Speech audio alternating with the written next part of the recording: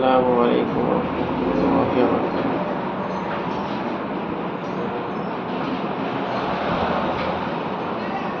আমার মুসলিম ভাইদের উদ্দেশ্যে কিছু কথা বলবো।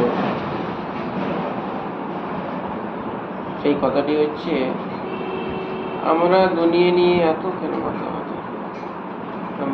আমরা দুনিয়া নিয়ে এতই ব্যস্ত হয়েছি, এতই মাতামাতি হয়ে গেছি যে আমাদের যে মৃত্যু হবে,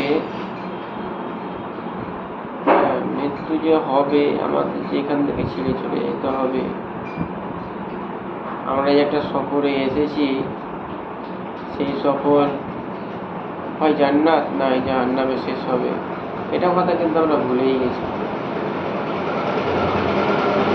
আমরা শুধু ধন সম্পদ, বাড়ি গাড়ি এগুলোতেই ব্যস্ত। সন্তানকে কী হবে ডাক্তার, ইঞ্জিনিয়ার আর কিছু বড় বড় জায়গায় নিয়ে যাব, বিশাল স্বপ্ন দেখছি।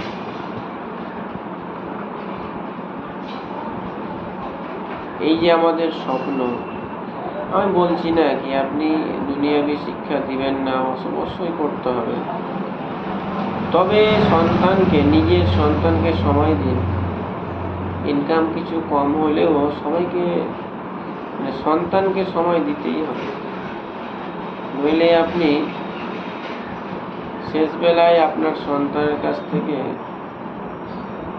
যে আশা করছেন তা কিন্তু ব্যর্থ হয়ে যাবে, অর্থাৎ পাবেন না।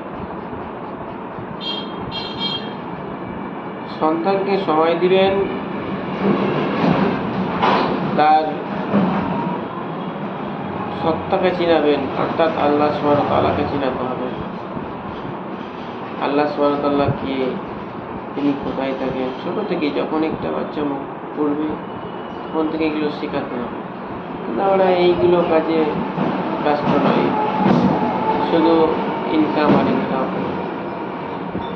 এখনকার সমাজে আরেকটা জিনিস খুব দেখা যাচ্ছে, কেউ যদি চেষ্টা করছে যে আমি শুধু দুনিয়ার পিছনে না ঘুরে আখিরাতকে ভালো করবো, আখিরাতের জন্য অনেক কিছু ভাবছে, বেশি ভাবছে, কিন্তু দুনিয়ার মানুষ তাকে বোকা মনে করছে।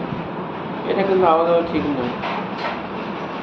বরং পরকালে গিয়ে দেখা যাবে সেই সত্য আর আপনি মিথ্যা, আপনার জীবনটা ব্যর্থ হয়ে যাবে। সূরা আল হাক্কার মধ্যে আল্লাহ বলছেন, সেই দিন মানুষ নিজেই বলবে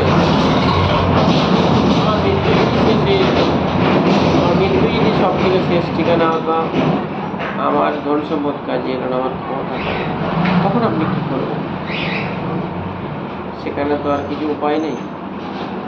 অতএব আসুন আমরা সবাই দুনিয়ার মোহ ছেড়ে পরকালকে বেশি ভালো করার চেষ্টা করি। আসসালামু আলাইকুম।